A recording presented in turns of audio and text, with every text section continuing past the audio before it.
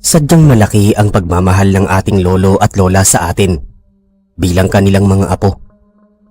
Kaya nararapat lamang na masuklian natin yun ng kabutihan. Isang mapagpalang araw sa iyo, Sir Eric, at sa mga tagapakinig.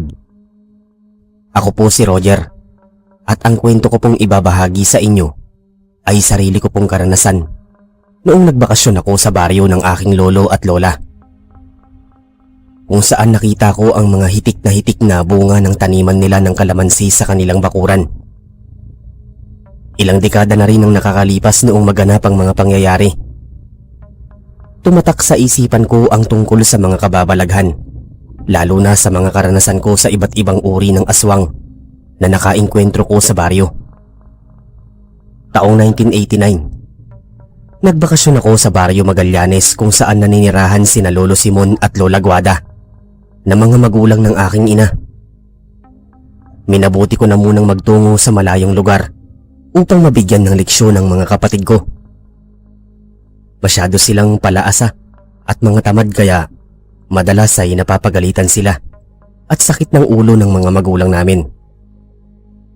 Parati na lang silang nagrereklamo sa tuwing nauutusan o hinihingian ng pabor. Panay sarili na lang nila ang kanilang iniisip. Kami lang ni Damian sa 5 naming magkakapatid ang may pagtsatsaga at pagkukusa sa mga gawain, lalo na sa pagtulong sa paghahanap buhay ng aming mga magulang. Punong-puno na ako at hindi ko na kayang magtiis sa mga ugali ng iba kong mga kapatid. Kaya nagdesisyon na muna akong umalis at pumahinga sa aking lolo at lola. Nang makarating ako sa baryo, ay nakaramdam ako ng kakaiba. Tila mayroong lagim at katatakutang bumabalot sa lugar na yon. Lalo pa noong makarating ako sa barangay ni na Lolo Simon at Lola Guada. May ilan akong mga nakasalubong na mga taong sinusundan ako ng tingin. Ayoko na silang pagpapansin dahil talagang nawiwirduhan ako sa kanila. O baka naman ganoon ang impresyon nila sa akin sapagkat isa lamang akong dayuhan sa kanilang baryo. Ipinagpatuloy ko na lang ang aking paglalakad habang bitbit ang aking bagahe. Mabuti na lang at banayad pa ang sikat ng araw at malilong ang mga punong kahoy na nadaraanan ko. Maya-maya ay kamuntik ko nang nakabangga si Lolo Simon. Maputi na ang kanyang buong buhok pero malakas pa rin siya at masayahin. Inakbayan niya ako at tinulungan akong magdala ng aking mga bagahe. Nawala sa isip ko ang mga taong masasama ang tingin sa akin. Kinumusta ako ni Lolo Simon at panayang halakhakan at biruan namin sa daan. Pero hindi rin naman nagtagal ay nakarating na kami sa bakuran ng bahay. Namangha ako sa dami ng mga punong kahoy na kalamansing hitik na hitik yun sa bunga. At bukod pa doon ay mayroong taniman ng sili at bawang. Tuwang-tuwa ako nang makitang malulusog ang taniman ng aking lolo at lola. Inanyayahan ako ni Lolo Simon na pumasok sa loob ng maliit na tahanan upang makita ko si Lolo Guada. Nasabik ako at medyo kinabahan sapagkat makikita kong muli si Lola Guada na masarap na magluto ng iba't ibang lutuin. Dati-rati kasi ay mayroon silang karinderya at malakas ang kanilang negosyo. Kaso noong sumapit ako sa pagbibinatilyo ay tumigil na sila sa pagtitinda at lumipat na sila sa baryo. Pagkapasok ko sa loob ng bahay ay naamoy ko kaagad ang mabahong nilulutong sinigang na baboy. Lumabas mula sa kusina si Lola Guada na may hawak na sandok.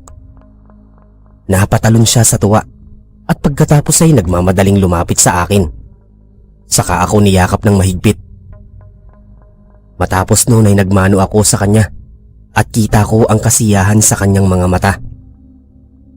Sinabihan niya ako na mamamahinga na muna sa sala bago kami makakain ng pananghalian dahil siguradong pagod na pagod ako sa biyahe.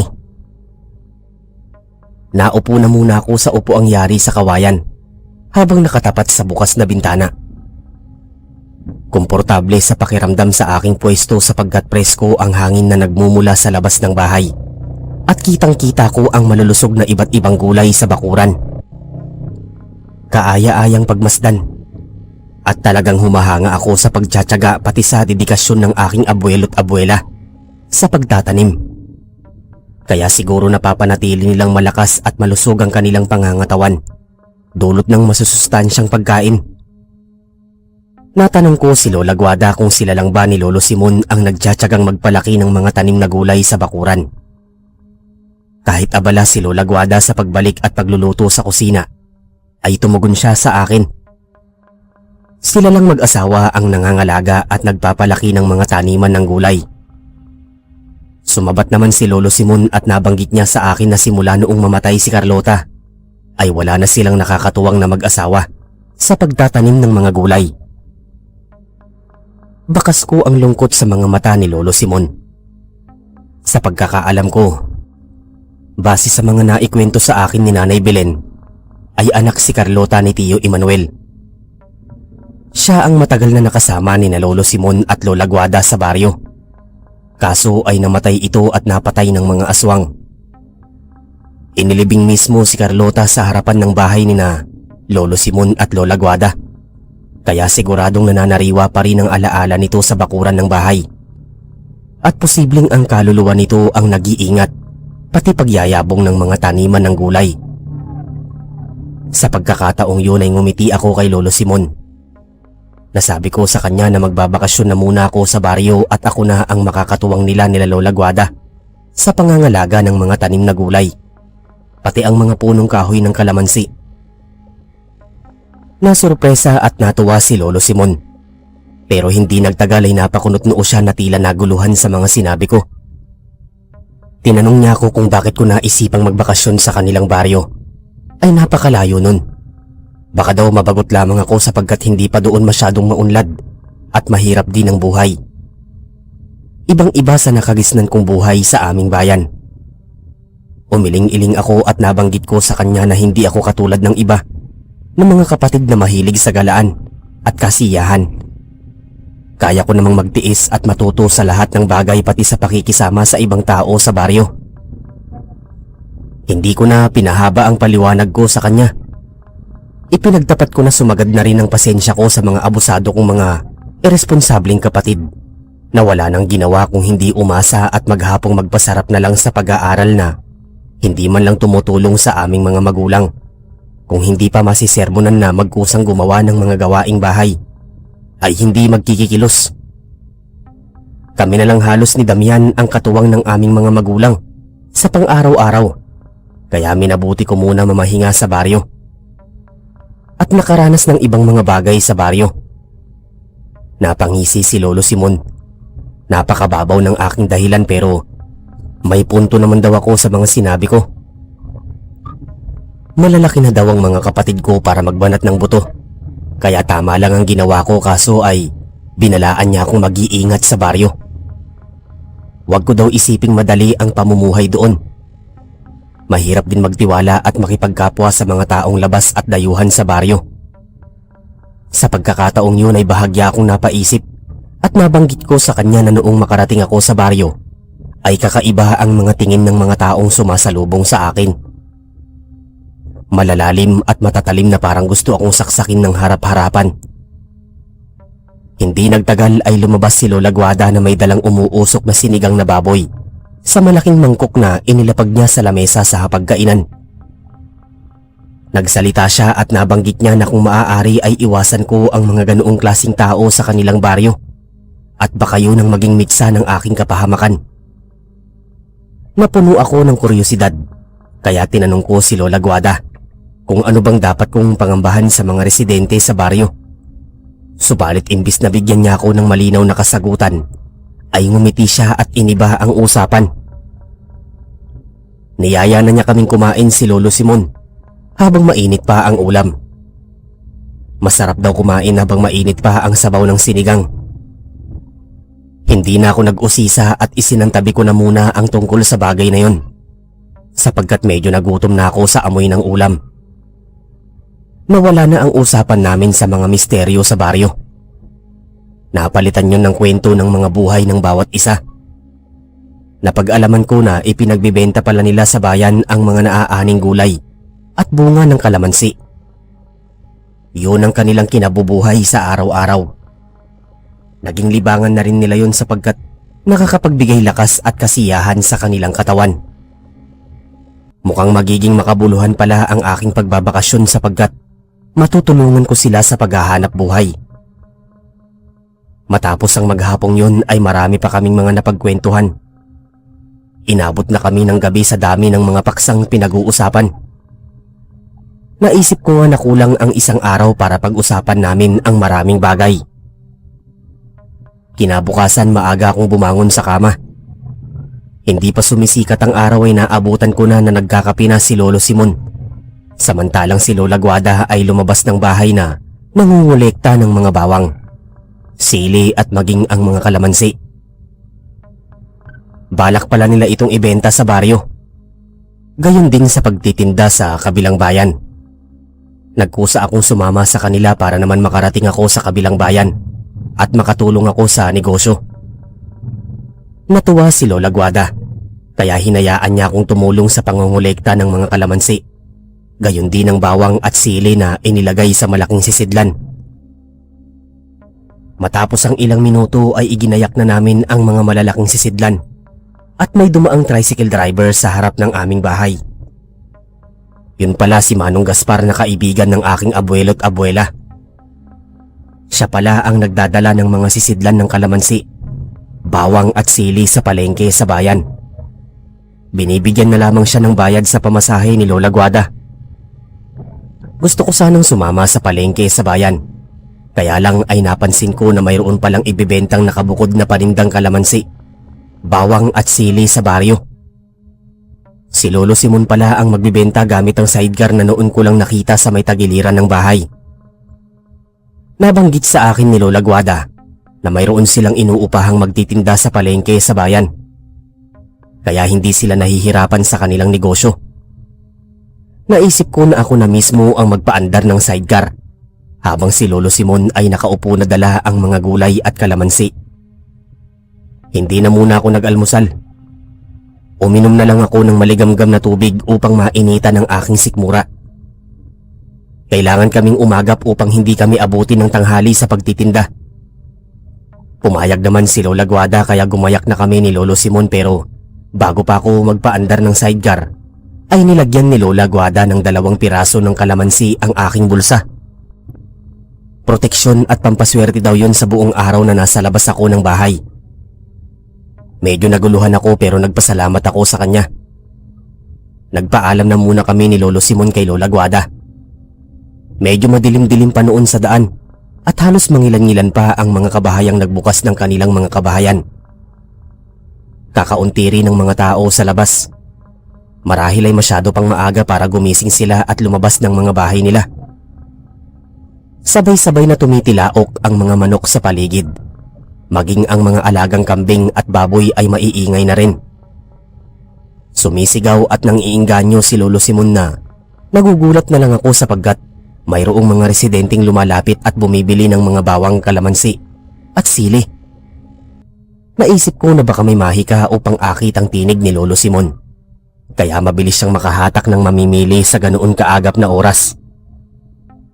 Maya-maya ay may nakasalubong kaming ilang kadalagahan. Kita ko na marerikit sila at magaganda ang hubog ng katawan. Nagbubulungan pa sila at naghahagik-gikan na lumapit sa aming sidecar. Bumili sila ng kalahating kilo ng sili at bawang. May isa pang nagtanong sa akin kung anong pangalan ko at kung kamag-anak ako ni Lolo Simon. Tumango at nagpakilala. Napangiti ang dalaga na nagpakilala bilang Eva. Pinuri pa niya ako na mukhang magiging maganda ang benta ng aming mga gulay sapagkat may bagong tindero. Palihim na lang akong napangiti. Napaaga pa noong mga oras na yon para bulahin ako ng isang dalaga. Nang makaalis na sila sa aming harapan ay biniro-biro pa ako ni Lolo Simon. Mukha daw nakaakit ako sa paningin ng mga dalagita para makabili sila ng mga paninda. Napakamot na lang ako sa ulo at pinagpatuloy ang pagpaandar sa sidecar. Maya-maya ay may napansin akong palikong daan kung saan mayroong maraming kalalakihan ang lumabas doon. Naisip ko na alukin sila ng aming mga paninda. At nagbakasakali ako na baka bumili sila at marami kaming maiuuwing pinagkakakitaan. Tumipa ako pero pinigilan ako ni Lolo Simon. Sinabi niya na dumiretso na ako sa pagpapaandar ng sidecar kaso ay ipinaliwanag ko sa kanya na baka maibigang bumili ng mga kalalakihan kaya walang masama kung mag-aalok ako ng aming mga paninda. Magsasalita pa sana si Lolo Simon nang biglang lumapit sa amin ang isa sa mga kalalakihang may muskuladong pangangatawan. Ngumiti siya at bumati. Nabanggit niya na mukha akong dayuhan. Dagdag pa niya na mayroon pa palang apo si Lolo Simon na binata at may taglay din na kagapuhan. Sa puntong yun ay sumimangot si Lolo Simon at tinapunan niya ng masamang tingin ng lalaki. Pagkatapos ay tumaas ang kanyang seryosong tinig at binalaan ng lalaki na wag akong sasaktan o hahawakan kung ayaw ng mga itong mapulbos at maglaho sa mundo. Hindi ko maunawaan kung bakit ganoon katindi ang mga pambabanta ni Lolo Simon sa mga kalalakihan. Pero nagulat na lang ako nang biglang huminto sa paglapit sa amin ng lalaki. Napaatras ito na parabang nasorpresa sa akin. Namimilog ang kanyang mga mata at umiwas siya ng tingin sa akin. Maya-maya ay senyasan na niya ang kanyang mga kasamahan na umalis. Lumihis sila ng direksyon at hindi man lang lumingon sa amin. Pagkaalis ng mga kalalakihan ay binalaan ako ni Lolo Simon na kung makita kong muli ang mga lalaki ay umiwas ako at hanggat maaari ay wag silang kakausapin. Ipinagtapat niya sa akin na may lahing aswang ang mga lalaki. Kaya pala halos mapapitlag ang isa sa mga kalalakihan habang lumalapit sa amin ay dahil may taglay akong mga kalamansi sa aking bulsa. Gayon din ang bawang at kalamansi na nasa loob ng dala naming sisidlan. Halos mamutla ako mula sa aking pwesto. Naisip ko na walang pinipiling oras ang mga aswang. Kahit pala malapit nang sumapit ang umaga, ay lumilitaw na sila bilang katawang tao. Hindi nagtagal ang aming usapan. Nagpatuloy kami sa pagbebenta ng mga kalamansi, bawang at sili. Pagsapit ng pagsikat ng araw ay naubos ang aming mga paninda nang bumulusok sa daan ang mga suki ni Lolo Simon at halos pinakyaw lahat. Tuwang-tuwa kami sapagkat buena mano noong umagang yon. Biniro pa ako ni Lolo Simon na baka ako daw ang nagbigay ng swerte kaya naubos kaagad ang aming mga binentang bawang, sili at kalamansi. Natuwa naman ako sa kanyang mga papuri sa akin. At dahil doon ay naghanda ng masarap na ginataang gulay na may kasamang matabang isda, si Lola Guada, bilang aming pananghalian. Mukhang magiging malusog ako sa pananatili ko sa baryo, sapagkat bukod sa masasarap, ay masusustansya pa ang mga pagkaing niluluto at inihahanda ng aking lola. Nang magkasalo-salo kami sa hapagkainan, ay naungkat ko na naman ang usapan ukol sa mga aswang. Naitanong ko pa kay Lola Guada kung matagal na bang mayroong mga aswang sa baryo. Pansin ko na medyo ingat na ingat sa pagtugon ng aking lola na tila mayroong kinatatakutan. Base sa kanyang mga inilahad sa akin ay ilang dekada na rin na mayroong iba't ibang uri ng aswang na gumagala at naninirahan sa baryo. Mayroong mambababoy na mismong baboy lamang ang kinakain. Mandarangkal na nang aakit ng mga lalaki upang gawing biktima. Aswang na gala na naghahanap ng mga taong may sakit upang ito ang kanilang kainin. Samantalang ang balbal naman ay isang uri ng aswang na nagnanakaw ng patay na tao sa burol at pinagpalitan nito ng puno ng saging.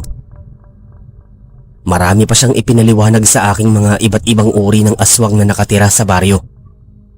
Kaya naman nanindig ang aking mga balahibo sa aking buong katawan. Kabilin-bilinan pa niya na wag akong magtutungo sa masukal na palikong daan sapagkat maraming aswang ang mga nakatira doon. Kaya pala ayaw na ayaw ni Lolo Simon na lumiko kami sa lugar na yon. Tumango ako bilang pagsundo kay Lola Guada at pinagpatuloy ko ang pagkain. Kinahapunan nagpaalam si Lolo Simon sa aming maglola upang magtungo siya sa bahay ng kanyang kumpare na may ilang kilometro ang layo ng bahay upang dumalo sa kaarawan nito. Nangako naman na siya na hindi magpapalalim ng gabi at mag-iingat sa pag-uwi. Nagbaon pa siya ng kalubang may itak sa kanyang tagiliran. Hinayaan namin siyang lumabas ng bahay at nagpatuloy na lang kami ni Lola Guada sa mga gawain hanggang sa sumapit ang gabi. Hindi nga nagpaabot ng malalim na gabi si Lolo Simon. Inihatid siya ng isang binata at kita naming namumula siya sa kalasingan habang umaawit ng lumang Ingles na awitin. Masigla si Lolo Simon at kahit nasisintunado ay dire-diretso pa din siya sa pag-awit. Bukod pa doon ay pa-English pa siya at kung ano-anong mga bagay ang binubulong bago pumasok sa loob ng bahay. Irita naman si Lola Guada na pinapatahimik si Lolo Simon sapagkat naiingayan ito at hindi makapokus sa pinakikinggang balita sa radyo. Napapatawa na lang ako sa balubaluktot niyang Ingles habang sinasaway ni Lola Guada. Noon ko lang siya nakitang malasing ng todo, pero nakakapaglakad at nakakaupo pa rin naman siya ng maayos.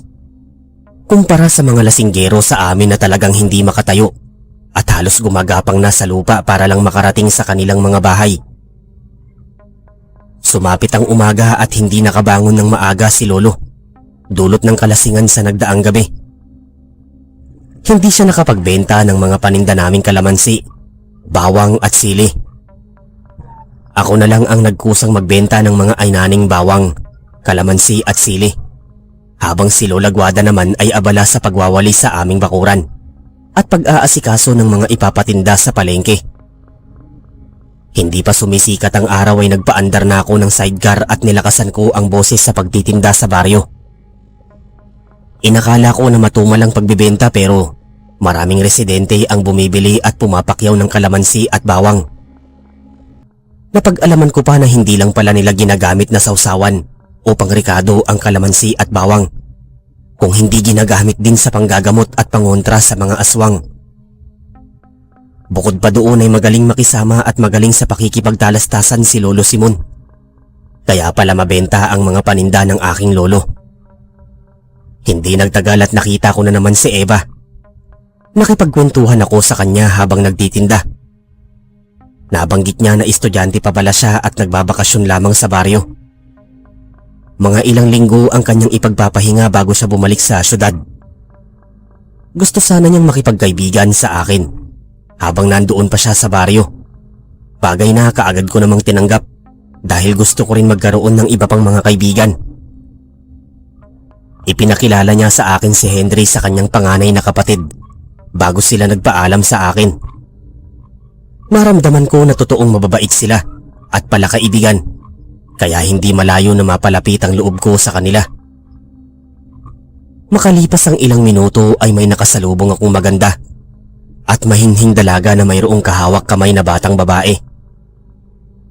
Nagpakilala ang magandang dalaga bilang Monina, gayon din ang kapatid niyang si Mona.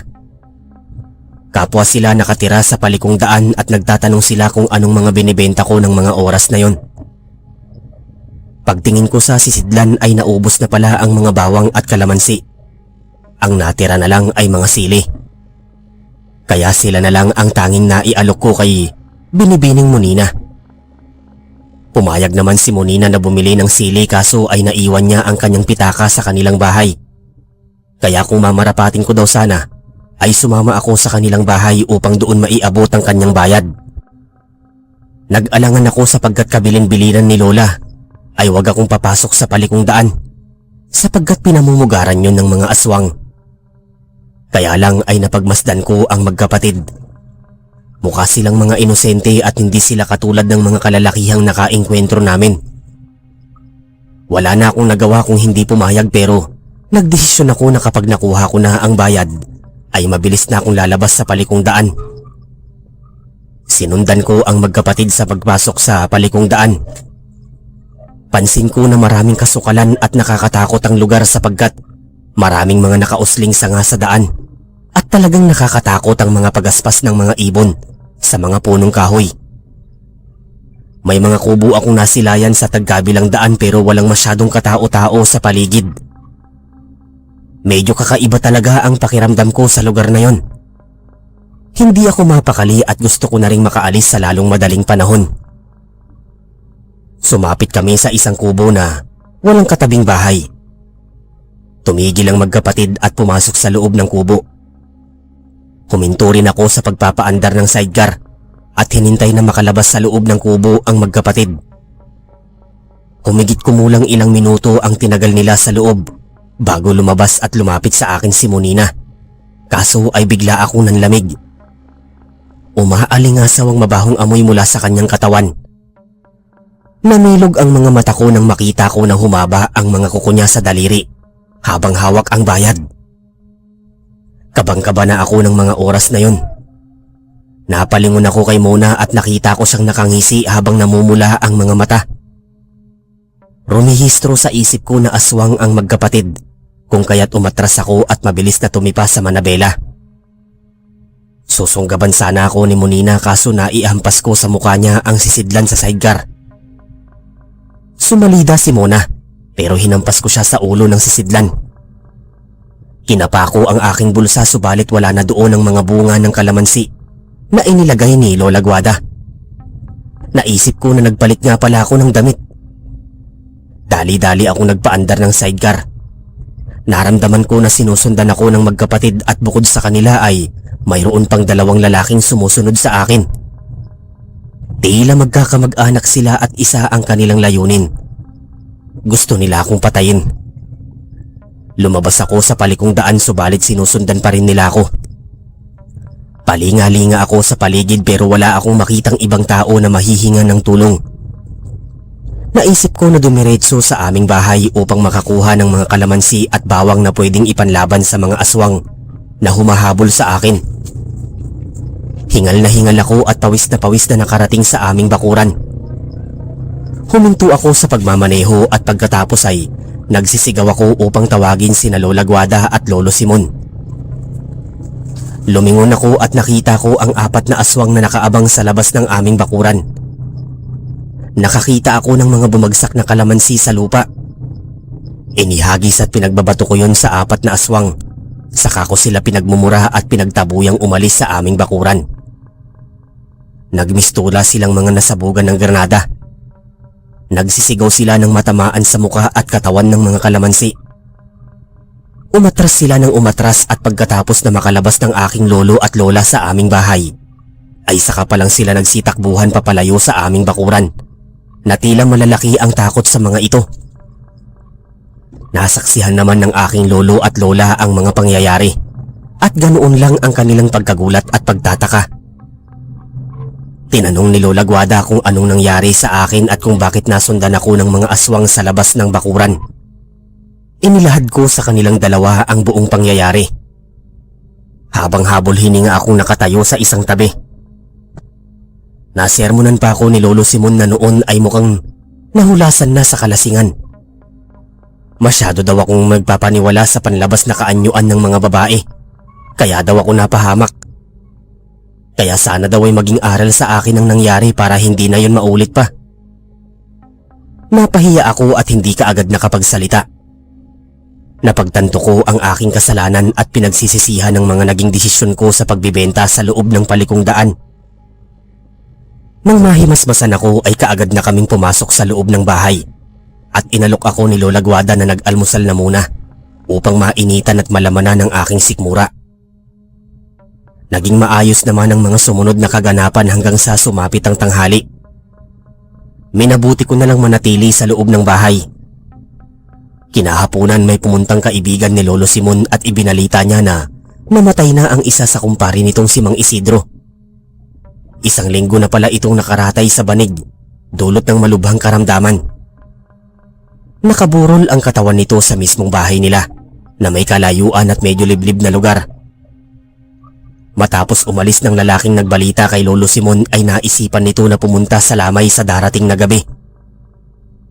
Wala naman akong masyadong gagawin kaya nakiusap ako na baka pwede akong sumama sa kanya para na rin makapamasyal. Hindi rin naman kami magtatagal at walang makakasama sa bahay si Lola Guada. Delikado kung matagal nang walang kasama si Lola Guada sa bahay lalo pat nagkalat ang aswang sa paligid. Pumayag si Lolo Simon pero noong sumapit ang takip silim ay pinatakan niya ng kalamansi ang kanyang itak Pagkatapos ay sa kahinasa. Hindi ko alam kung anong pinaghahandaan ni Lolo Simon pero nararamdaman ko na may malaking bagay na magaganap sa lamay. Naghapunan na muna kaming maglolo. Pagkatapos ay pinaggayak niya ako ng mga bagong kapipitas na kalamansi, buhat sa punong kahoy, at saka kami gumayak sa pag-alis ng bahay. Minabuti na naming sumakay sa tricycle sapagkat may kalayuan ang naturang bahay ng pinaglamayan. At kung maglalakad pa kami ay siguradong hating gabi na bago kami makabalik sa bahay. Habang nasa biyahe ay napansin ko nga na liblib ang lugar ng tirahan ng kanyang kumpare. Pero maliwanag naman ang kabilugan noon ng buwan, kaya malinaw kong nakikita ang kabuuan ng daan. Masukal at puno ng mga kawayan. Nakakatakot pero nilakasan ko na lang ang loob ko. Total ay mayroon naman kaming mga armas kung sakaling may mga aswang na humarang sa amin sa daan. Makalipas ang ilang sandali ay nakarating kami sa isang kubo na nagliliwanag ang bakuran. Halos wala na noong ibang tao at ang pamilya na lang ang lumalabas upang siyasati ng kabaong. Nang makapagbayad na kami sa pamasahe, ay kaagad kaming napansin ng pamilya ng namatay at mabilis kaming pinapasok sa loob ng bakuran. Ipinakilala ako ni Lolo Simon sa asawa ng namayapa niyang kumpare. Ramdam ko na mababait at magiliw sa mga bisita ang pamilya nito. Kaya naman magalang akong nagpakilala sa kanila at saka kami lumapit sa kabaong. Hindi naman ako matatakotin sa imahe ng bangkay. Napagmasdan ko na malaki ang naipayat at hupyak ang muka ng kumpare ni Lolo. Halatang matindi ang naging karamdaman nito. Matapos noon ay pinamerienda na muna kami ng sopas sa loob ng bahay ng kanyang asawa at mga anak. Nalaman pa namin na maagang umalis ang ibang mga bisita sapagkat ayaw nilang maabutan ng malalim na gabi sa daan sa takot na baka mabiktima ng mga aswang. Medyo nahuli na pala kami sa pakikipaglamay. Malakas pa ang kutob ni Ginang Flora na posibleng inaswang din ng asawa niyang si Mang Isidro. Noong malubhang-malubha na ang sakit nito at malapit ng mamatay. Marami pa silang napagkwentuhan ni Lolo Simon bago nagtungo sa kusina ang mag-anak at nagbayad ng mga kasangkapang kailangang ligpitin. Lumipas pa ang ilang sandali ay nakarinig kami ng mga malalakas na kaluskos at kalabog sa labas ng bahay. Naalarma kami kaya nagmamadali kaming lumabas. Nagulantang ako nang makitang nakabukas ang kabaong. May 3 mabalahibo at maiitim na mga nilalang ang may bitbit sa bangkay ni Mang Isidro. Mukhang balak nilang itakas ang bangkay. Naisip ko na baka yun ang mga tinatawag na balbal na ayon sa kwento ni Lolo Simon ay mga magnanakaw ng patay sa burol. Nakakapangilabot ang kanilang mga nagbabagang mapupulang mga mata, nangingintab na balat at matutulis na mga kuko at pangil. Binulyawan sila ni Lolo Simon at bumunot siya ng itak sa pagkakataong yun ay binitawan ng 3 nanlilimahid na mga aswang ang bangkay at hinarap ang aking lolo. Nagbura at naglabas ng matinding galit si Lolo Simon. Nabanggit niya na wala talagang sinasanto ang mga balbal. Ultimo kumpare niya ay balak pa nitong kainin. Mga diablo sila na dapat mawala na sa mundo. Hindi niya hahayaang mapatulad ang kumpare niya kay Carlota. Nakamuntik na din mabiktima ng mga ito. Pinagmasdan kong mabuti ang nangungunang aswang. At laking gulat ko nang nakita ko ang malulupit nitong mga mata. Katulad ng mga mata ng mistulang leader ng mga kalalakihang kamuntik ng magdala ng karahasan sa aming maglolo. Kaya pala ganoon na lang kasama ang tingin sa kanila ni Lolo Simon. Isa din pala sila sa mga dahilan noon ng pagkamatay ni Carlota. Umangil ang aswang at lustong lumabas ang mag-anak ng bahay. Nakita nila ang pangyayari kaya sumigaw sila at humingi ng tulong sa mga kapitbahay. Naalerto ang mga aswang kung kaya't mabilis silang tumakbo palayo. Hindi natinag si Lolo Simon. Sinigawan niya ako at sumunod kaming dalawa para tugisin ang mga aswang. Tumakbo kami sa loob ng masukal na kawayanan at ramdam ko ang mga pagsugat ng aking balat dulot ng matatalas na mga sanga ng kawayan. Mabilis kumilos si Lolo. May nahagip siyang isang aswang at mabilis niya itong tinaga sa may tainga. Pagkatapos ay pinagsasaksak sa dibdib. Napakalakas niya. Nakita ko kung paano umusok ang dibdib ng aswang habang pinagsasaksak ni Lolo Simon. Maya-maya ay may biglang dumaluhong sa likod. Napasigaw ako sa takot. Kinapakapa ko ang aking bulsa at nakuha ko nga ang bunga ng kalamansi. Ipiniga ko yun at tustong pumatak ang katas sa mata ng aswang sa likuran ko. Kumalas siya sa akin at umurong. Kitang-kita ko kung paano siya nabulag. Hindi siya hinayaang makatakas ni Lolo Simon. Pinaulanan siya ng saksak at tiyan hanggang sa malagutan ng hininga. Hindi pa noon natatapos ang lahat. Tinugis naming maglolo ang mabangis na aswang. Medyo nahirapan kami sapagkat gumagamit siya ng tagabulag pero dahil sa tulong ng malakas na pandama ni Lolo Simon, ay natagpuan namin siya sa isang sulok malapit sa may kawayanan. Medyo nahirapan kami sapagkat gumagamit siya ng tagabulag pero dahil sa tulong ng malakas na pandama ni Lolo Simon, ay natagpuan namin siya sa isang sulok malapit sa may kawayanan. Nasugatan si Lolo Simon sa kanilang sagupaan. Marami siyang daplis sa may balikat maging sa dibdib pero umagapay ako sa kanya at pumutol ng mga kawayan na pinaghampas ko sa aswang. Bukod doon ay piniga ko rin ng kalamansi na pumatak sa kanyang balat.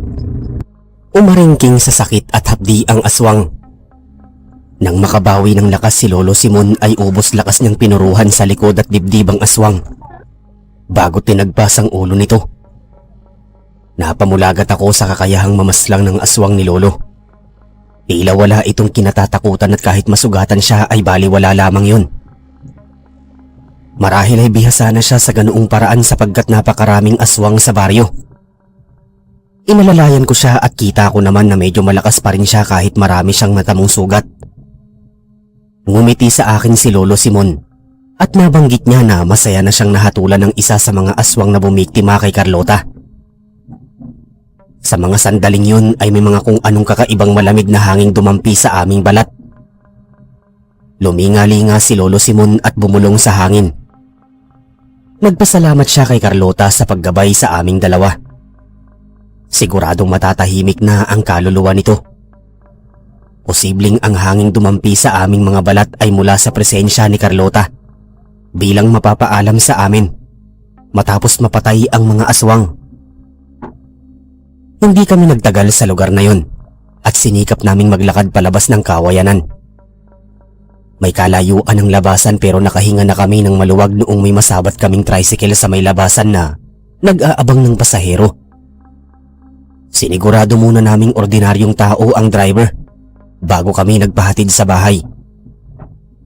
Halos pasado alas 11 nang makarating kami sa bahay. Hinihintay pala kami ni Lola Guada habang nakikinig sa radyo. Noong una ay isang damakdak ang lintanya niya. Pero sa huli ay nanahimik siya nang mag-umpisang magsalita si Lolo Simon. Ipinaalam namin sa kanya ang buong pangyayari na naging hudyat upang gumaan ang kanyang pakiramdam at para bang nabunutan siya ng tinik sa lalamunan.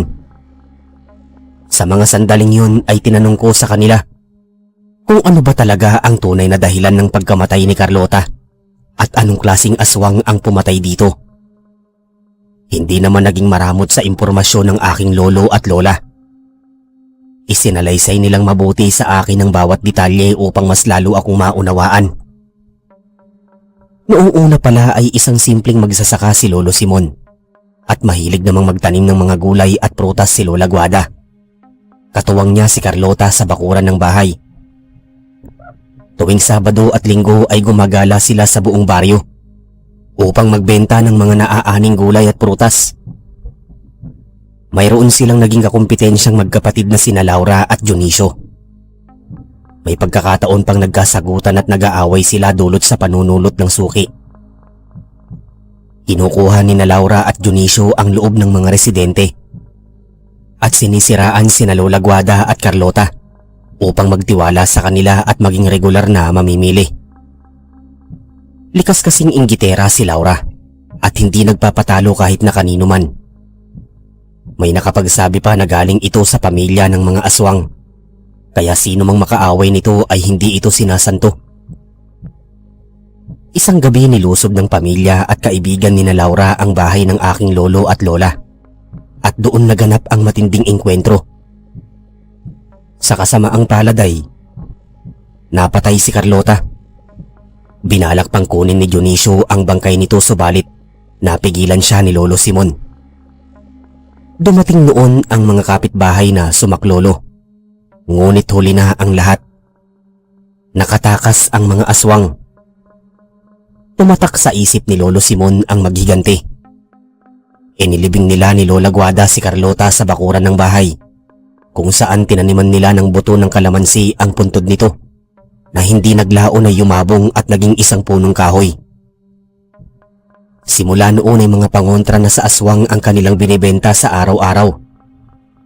Nagpalakas sila ng pangangatawan at isip upang mapaghandaan muli ang pagharap sa mga aswang.